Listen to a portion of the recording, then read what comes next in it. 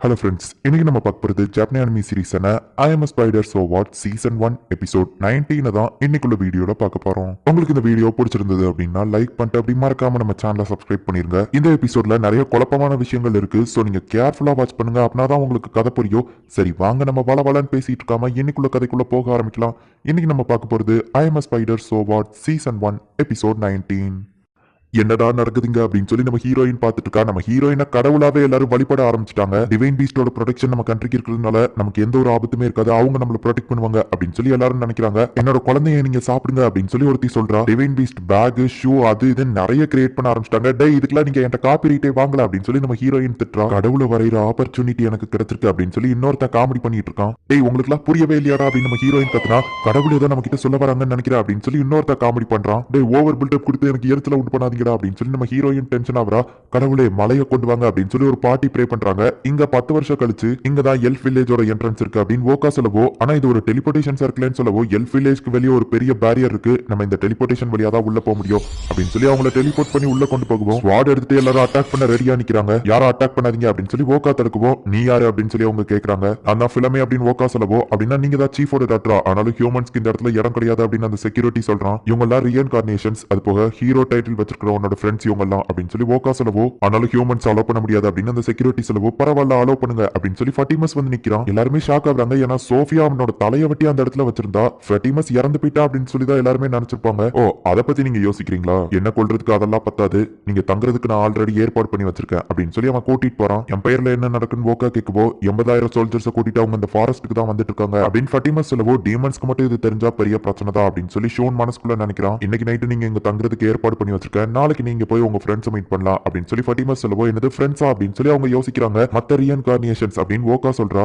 எனக்கு நம்ம அந்த ஃபட்டிமஸ் மேல டவுட்டா இருக்கு, நம்ம இங்க வரப்போறோங்கிறத அவன் எதிர்பார்த்துட்டு தான் இருந்திருக்கான். ஃபட்டிமஸ் கிட்ட எதுக்கும் ஜாக்கிரதையா இருக்கணும் அப்படின்னு சொல்லி ஷோன் சொல்லவும், ஒருவேளை மிஸ் ஓகா மென்ஷன் பண்ணியிருந்தா அப்படின்னு சொல்லி கானா கேட்கவும், மிஸ் ஓகா எப்பவுமே நமக்கு நல்லதுதான் நினைப்பாங்க, அவங்களா இருக்க வாய்ப்பு இல்லைன்னு ஷோன் சொல்றான். ஒருவேளை மிஸ் ஓகா நல்லது பண்ற மாதிரி நடிச்சிட்டு இருந்தா அப்படின்னு சொல்லி கானா கேட்கிறா. இப்ப அடுத்த நாள் ஆகுது. இவங்க ரொம்ப தூரம் நடந்து போய்கிட்டே இருக்காங்க. இந்த இடம் இவ்வளவு பெருசா இருக்கு அப்படின்னா பேரியரும் அப்ப ரொம்பவும் பெருசா இருக்கும் போலியா அப்படின்னு சொல்லி ஷோன் கேட்கவும், பேரியர் பெருசா இருந்தாலுமே அது ரொம்பவும் ஸ்ட்ராங்கா இருக்கும், குயின்டராக்டால கூட அதை உடைக்க முடியாது அப்படின்னு சொல்லி ஓகா சொல்லவும், அப்படின்னா ஹியூகோ எந்த தைரியத்துல இந்த இடத்துக்கு வரா, ஒருவேளை இந்த பேரியரை உடைக்கிற லெவலுக்கு அவங்க கிட்ட ஸ்ட்ராங்கான ஏதாச்சும் ஒரு வெப்பன் இருக்குமா அப்படின்னு சொல்லி அவங்க யோசிக்கிறாங்க. நம்ம வந்து சேர்ந்துட்டோம், இந்த இடத்துல தான் ரீஇன்கார்னேஷன்ஸ் இருக்காங்க அப்படின்னு சொல்லி ஓகா சொல்றா. ஹே நான் புது ஃப்ரெண்ட்ஸ் எல்லாம் கூட்டிட்டு வந்திருக்கேன் அப்படின்னு ஓகா சொல்லவோ, நீங்க பண்றதெல்லாம் தப்புன்னு தான் நான் சொல்லுவேன், மத்தவங்க எப்படி நினைக்கிறாங்கன்னு தெரியல, என்ன பொறுத்தளவுல நீங்க செய்யறதெல்லாம் தப்புன்னு தான் நான் சொல்லுவேன் அப்படின்னு சொல்லி அந்த பொண்ணு சொல்லவோ, நீ யாரு அப்படின்னு சொல்லி ஃபே கேட்கறா. மத்தவங்களை பத்தி கேட்கறதுக்கு முன்னாடி உன்னை பத்தி இன்ட்ரோடியூஸ் பண்ணிக்கிடணும்னு தெரியாது அப்படின்னு சொல்லி அந்த பொண்ணு சொல்லவோ, ஃபே அதுக்கப்புறமா மத்த எல்லாருமே தன்னை இன்ட்ரோடியூஸ் பண்ணிக்கிட்டாங்க. உடனே அந்த பொண்ணு தன்னை இன்ட்ரோடியூஸ் பண்ணிக்கிடவோ, அப்படின்னா இது நம்ம கிளாஸ் ரெப்ரசன்டேட்டிவா அப்படின்னு சொல்லி அவங்க பாக்குறாங்க. ஃபே மட்டும் எப்படி அவளோட பழைய உருவத்திலேயே இருக்கா அப்படின்னு சொல்லி அந்த பொண்ணு ஆச்சரியப்படுதா. ஃபேவோட மத்த ரெண்டு க்ளோஸ் ஃப்ரெண்ட்ஸுமே ஃபேவை பார்த்த உடனே ரொம்பவும் ஹாப்பியாகி ஓடி வந்து இன்ட்ரோடியூஸ் ஆகிக்கிறாங்க. இவங்க எல்லாம் திரும்ப பாத்துக்கிட்டது நினைச்சு ஓகா ரொம்பவுமே சந்தோஷமா இருக்கா.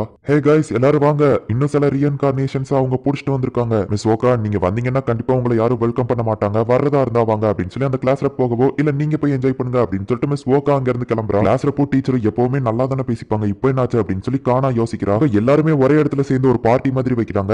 ஹே கைஸ் ஒருத்தர் இன்ட்ரோடியூஸ் பண்ணிக்கோங்க அப்படின்னு சொல்லி கிளாஸ் ரெப் சொல்லவோ, ஒவ்வொருத்தங்களும் தங்களை இன்ட்ரோடியூஸ் பண்ணிக்கிட்டாங்க. அதுல 2 பேர் அட்வென்ச்சரர்ஸா இருந்திருக்காங்க. ரீசெண்டா தான் அவங்க 2 பேரையும் இந்த இடத்துக்கு கூட்டிட்டு வந்தாங்க அப்படின்னு சொல்லி அந்த கிளாஸ் ரெப் இன்ட்ரோடியூஸ் பண்றா. ஃபேவோட ஃப்ரெண்ட்ஸும் திரும்பவும் இன்ட்ரோடியூஸ் பண்ணவோ, உங்களுக்கு ஆல்ரெடி தெரியுமே அப்படின்னு சொல்லி ஃபே கிண்டல் பண்றா. இந்த இடத்துல 13 பேர் இருக்காங்கன்னா அந்த அட்வென்ச்சரர்ஸ் புதுசா வந்திருக்காங்க, அவங்க 2 பேரையும் சேர்த்து 13 பேருன்னு நினைக்கிறேன் அப்படின்னு சொல்லி ஷோன் எண்ணி பாக்குறான். என்னது நீ காணட்டாவா, நீ எப்படி பொண்ணா பிறந்தா அப்படின்னு சொல்லி அங்க இருக்கிற ஒரு பொண்ணு கேட்கவும், அது எனக்கே தெரியல அப்படின்னு சொல்லி காணா வருத்தப்படுறா. வெளியே நடக்கிற பிரச்சனையை பத்தி உங்களுக்கு எந்த அளவு தெரியும் அப்படின்னு சொல்லி ஷோன் கேட்கவும், அது வந்து அப்படின்னு சொல்லி ஒருத்தர் தயங்கவோ, நீ எதுக்காக தயங்குற அப்படின்னு சொல்லி கானா கேட்கறா. இல்ல நீ ஒரு பொண்ணு இல்ல அப்படின்னு சொல்லவோ, சரி நான் அப்ப பொண்ணுங்க இருக்கிற இடத்துக்கு எந்திச்சு போகவா அப்படின்னு சொல்லி கானா எந்திச்சு போகவோ, வேணா அப்படின்னு சொல்லி 2 பசங்க பிடிக்கிறாங்க. அப்பதான் கிளாஸ் ரெப் வந்து எக்ஸ்பிளைன் பண்றா, நாங்க எல்லாருமே இந்த இடத்துல ஒரு ஜெயில் கைதிங்க மாதிரி தான், நாங்க குழந்தையா இருக்கும்போதே எங்களை கடத்தி இந்த இடத்துக்கு கூட்டிட்டு வந்துட்டாங்க, பாதி பேரை காசு கொடுத்து வாங்கி இந்த இடத்துக்கு கூட்டிட்டு வந்துட்டாங்க, மிஸ் ஓகாவை மட்டும் யாருமே நம்பாதீங்க அப்படின்னு சொல்லி அந்த பொண்ணு சொல்லவும், நானாச்சு யாரையும் பெருசா கொலை பண்ணதில்ல, ஆனா நீ பண்ணது அதை விடவும் மோசம் அப்படின்னு சொல்லி ஓகாவை பார்த்து சோஃபியா சொன்னதை ஷோன் யோசிச்சு பாக்குறான். எங்க கிட்ட அங்க இருக்கிற யாரும் கான்டாக்ட்லயே இருக்க மாட்டாங்க அப்படின்னு சொல்லவோ, யோயாக்கு என்னாச்சுன்னு யாருக்காச்சும் தெரியுமா அப்படின்னு சொல்லி ஷோன் கேட்கவோ,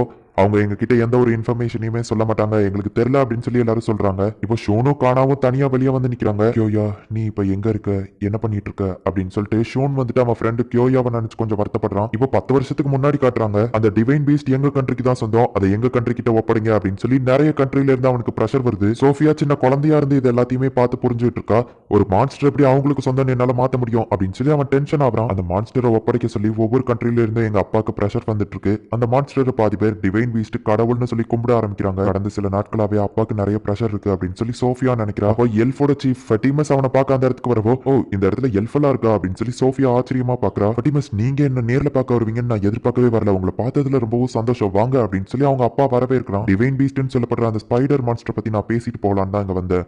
ஓ அது உங்க குழந்தையா, பாக்குறதுக்கு ரொம்ப அழகா இருக்குதே அப்படின்னு சொல்லி பக்கத்துல போய் பார்த்துட்டு, ஏரியல் உன்னை பாதுகாக்கிறதுக்காக அந்த ஸ்பைடர் மான்ஸ்டர் அனுப்பி வச்சிருக்காளா அப்படின்னு சொல்லி ஃபட்டிமஸ் சொல்லவும், இது ஏரியலா, டிடர்ஜென்ட் பவுடர் பத்தி இவன் எதுக்காக பேசிட்டு இருக்கான் அப்படின்னு சொல்லி சோஃபியா பாக்குறா. அப்படின்னா ரீஇன்கார்னேஷன் பத்தி அவளுக்கும் தெரிஞ்சிருக்கல அப்படின்னு ஃபட்டிமஸ் பேசிட்டு, ஓ என்ன மன்னிச்சிருங்க, உங்க குழந்தை ரொம்பவும் அழகா இருக்கு அப்படின்னு சொல்லி அவன் அங்க இருந்து கிளம்புறான். டீமன் லார்ட் ஏரியல் நம்ம ஹீரோயின் இருக்கிற இடத்த நோக்கி வந்துட்டு இருக்கா. ஐயோ பெரிய பிரச்சனை, அவ என்ன தேடிதான் இந்த இடத்துக்கு வந்துட்டு இருக்கா. சரி அம்மா என்னான்னு பாப்போம் அப்படின்னு சொல்லி நம்ம ஹீரோயின் பார்த்தா, அந்த அம்மா ஸ்பைடரோட முக்காவாசி ஸ்டேட்டஸ் எல்லாமே லெவல் கம்மியா இருக்கு. இது எல்லாத்துக்குமே என்னோட பேரலல் மைண்டுக்கு தான் தேங்க்ஸ் சொல்லணும், அதுங்க சாதிச்சிருச்சுங்க. இப்ப அம்மா ரொம்ப வீக்கா இருக்கிறதுனால என்னால அவங்களை ரொம்ப ஈஸியா கொல்ல முடியும் அப்படின்னு சொல்லி நம்ம ஹீரோயின் டெலிபோர்டேஷன் ஆகி அவங்க அம்மாவை கொல்லலாம்னு சொல்லி போறா. உன்னோட ஸ்டேட்டஸ்லாம் ரொம்பவுமே கம்மியா இருக்கு, நீ இப்போ துரத்துனா கூட உன்னால என்ன பிடிக்க முடியாது அப்படின்னு நம்ம ஹீரோயின் ஓடலான்னு பார்த்தா அவ கால் ஸ்ட்ரக் ஆயிட்டு இருக்கு. ஆல்ரெடி அந்த ஸ்பைடர் ட்ராப் செட் பண்ணி வச்சிருக்கு. நம்ம ஹீரோயினோட காலை இப்போ அது துண்டா வெட்டிடுது.